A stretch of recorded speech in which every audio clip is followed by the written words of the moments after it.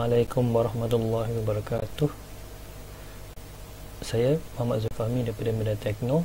Hari ini saya nak tunjukkan bagaimana kita nak pilih saiz kertas untuk memilih sesuatu. Saya tunjuk contoh plan rumah ni.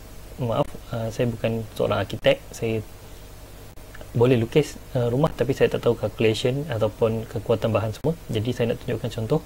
Saya ada plan rumah besar ni. Okay, kita tengok jarak dia dulu. Okay, saya ambil contoh distance daripada point ni ke point ni lebih kurang 18 meter. Jadi delta X dia delta Y dia adalah 18.3 meter. Okay, jadi kalau saya measure geometry, saya tengok, okay, kita tengok panjang ni 13.8. okay, dia tunjuk kita punya measurement. Jadi kali ni saya nak buat, tengok saya boleh print kertas atas kertas apa. Okay, saya start dengan saya try kertas A3 dulu. Okay, saya buat RAC enter 0,0 enter 420,297 enter. Okay, contoh kertas A3 ni saya besarkan SC scale pada titik 00 ni 1 kali ganda dulu. Tengok. Okay, saya tengok kertas A3. Okay, dia boleh masuk. Saya select semua ni. Contoh saya tekan M untuk move. Okay, kat sini saya nak pilih contoh lebih kurang mid between 2 points. Point yang pertama saya nak pilih pada titik ni. Point kedua ni, jadi dia berada tengah. Saya nak letak tengah-tengah. Okay, jadi saya shift dengan right click lagi, mid between 2 points, sini dengan sini. Okay, dari segi size, okay, sebab dia lebih kurang besar dia dah menempati lebih separuh daripada kertas. Contoh kalau saya buat, kita ada dua cara. Satu, buat macam ni, ataupun terus pergi ke kertas yang kita nak print A3. Kita boleh tekan model sini, saya tekan Z enter, E enter dulu. Okay, saya boleh pilih macam ni, tapi saya lagi suka ni, kita boleh naikkan kepada 1/100 1. Okay, tapi contoh kalau kat sini kita tak ada scale tu, kita boleh tambah custom scale dia. Okay, saya tambah custom, saya tekan add. Okay, contoh 1 nisbah. Biasanya nombor nisbah kita tak boleh set sekali. Biasanya kita kalau bagi ada titik perpuluhan, contoh 1/3 tu agak tak sesuai untuk buat nisbah. Jadi kita buat contoh 1/120 dulu. Jadi terus unit 120. ok, jadi saya boleh tekan. Okay, kita akan move down, kita akan susun ikut saya tekan ok. Jadi saya try tengok 120. ok, yang ni saya sedap sikit, sebab saya boleh mempunyai ruang yang luas untuk melukis melukis dimension dan sebagainya. Jadi apabila dah set,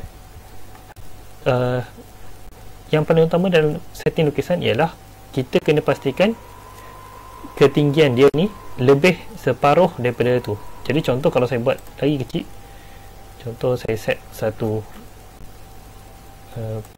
percentage, percentage pula. Saya nak set custom, saya add yang baru, contoh 1/500.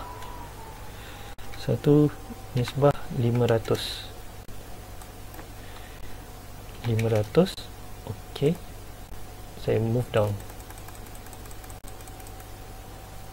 ok, kat sini ok. Jadi contoh saya dah set percentage, saya offkan tak apa, 1/500, terlampau kecil. Jadi ini tak sesuai untuk lukisan. Jadi apa yang saya perlu buat ialah saya nak jadikan dia cantik, saya set 120 sini, jadi lebih kurang macam ni. Jadi ataupun yang paling saya suka, saya buat ini, saya delete dulu, saya buat satu kertas balik, REC, enter, 0,0, enter. Jadi saya akan set sini 420, kita akan tulis size 297, enter. Jadi saya akan offset sekejap, enter, 10 enter untuk saya punya apa ni, frame.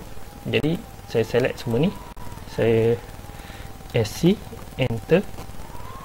Pada titik ni saya buat 120, enter. Jadi ini mewakili kertas saya tadi. Jadi saya boleh select benda ni, saya tekan move. ok, macam tadi saya nak pilih mid between 2 points. ok, point yang saya nak pilih antara ni dengan ni satu, dan titik ni yang kedua, lebih kurang tengah-tengah objek.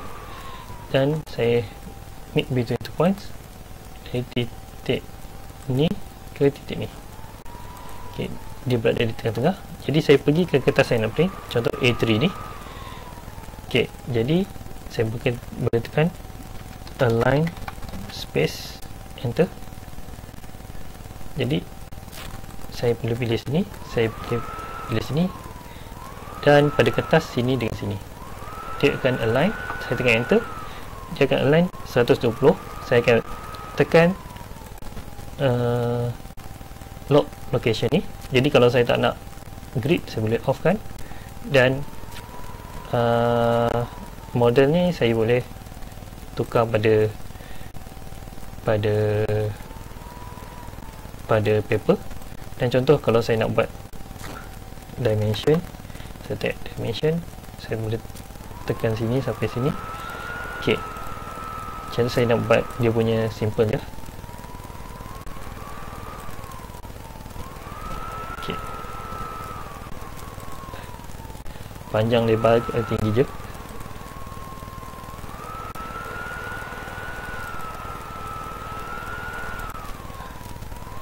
ok, lagi apa lagi, contoh ni, sorry saya tak buat dia punya partition dalam dia, tengah-tengah ini tu. Jadi saya just ambil ni, jadi satu kilo lebar dia DIM.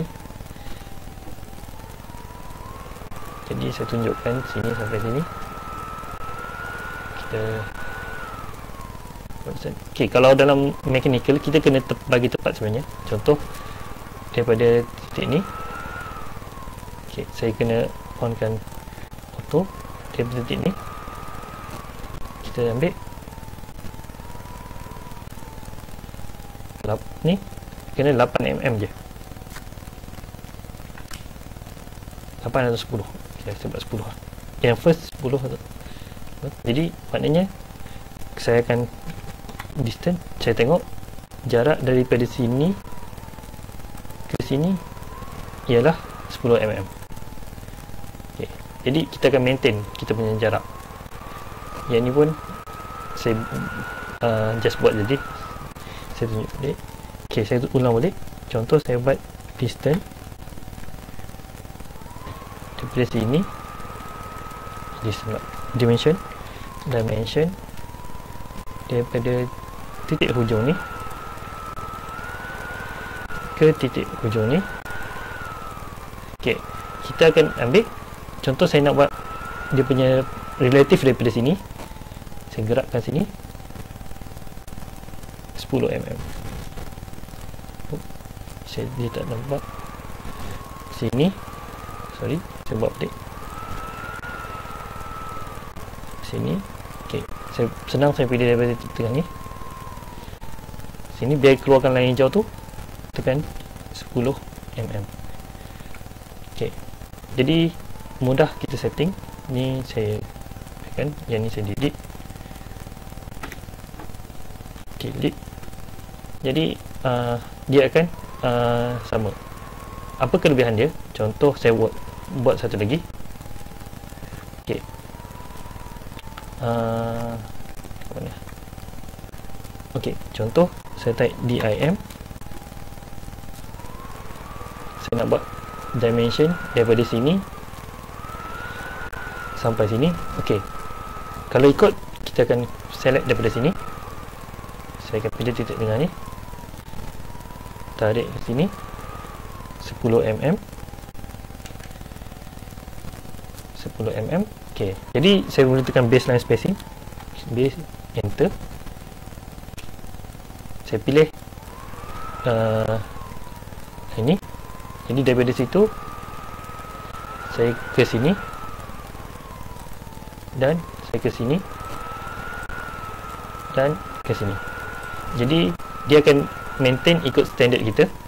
Kalau dalam GIS standard, jarak pertama adalah 10, ni 888. Jadi contoh saya tekan distance, saya tengok adakah betul 8. Okay, saya pilih titik sini sampai sini 8. Okay, jadi ni pun dia akan maintain sebab saya guna baseline spacing tadi. Okey, jadi contoh ni kalau dalam mechanical GIS standard dia akan guna open30 punya tu. Tapi kalau saya nak ubah, contoh biasanya kita tengok dalam architecture dan dimension style. Okey, saya boleh ubah, modify dia. Symbol and arrows, saya boleh pilih architecture tick. Dia automatic setting kita punya tu pada architecture tick ni. Okey, jadi ini adalah contoh bagaimana saya gunakan kertas. Dan apa yang seperti saya katakan tadi, kalau kita nak print, memilih sesuatu kertas, pastikan ketinggian yang objek yang kita ada tu adalah lebih separuh daripada kertas kita, saiz kertas kita. Dan kalau kita nak buat dimension, kita boleh buat macam ni. Kita setting kan, jarak yang pertama adalah 10, yang kedua 888 dan sebagainya. Okey, ini adalah contoh bagaimana saya membuat, kalau saya membuat lukisan. Mungkin kalau seorang arkitek ataupun civil engineer, mungkin dia ada cara tersendiri. Tapi cara ni adalah cara ketika saya bekerja dulu. Kita nak set supaya lukisan tu jadi standard dan mengikut piawaian yang tu. Dalam bidang mechanical itu sangat penting. Jadi ini adalah contoh bagaimana kita menentukan membuat lukisan ikut standard tersebut. Jadi kalau saya try tekan print, tekan OK, saya tekan save je. OK, tekan OK, dia akan keluar macam ni. Jadi lukisan saya dia akan keluar macam ni. Jadi kalau contoh saya nak crop pun, even nak masukkan dalam Word, saya buka satu Word, kita nak buat report contoh. Jadi saya boleh tekan snipping tool.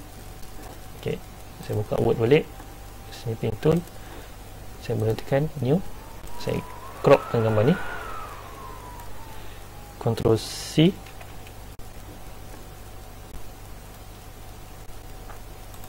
macam saya Ctrl V pun dia akan keluarkan gambar yang cantik di sini. Jadi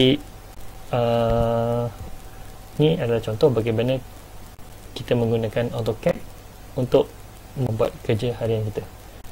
Jadi semoga tips ini akan memberikan gambaran kepada anda bagaimana hendak menyusun lukisan dalam AutoCAD.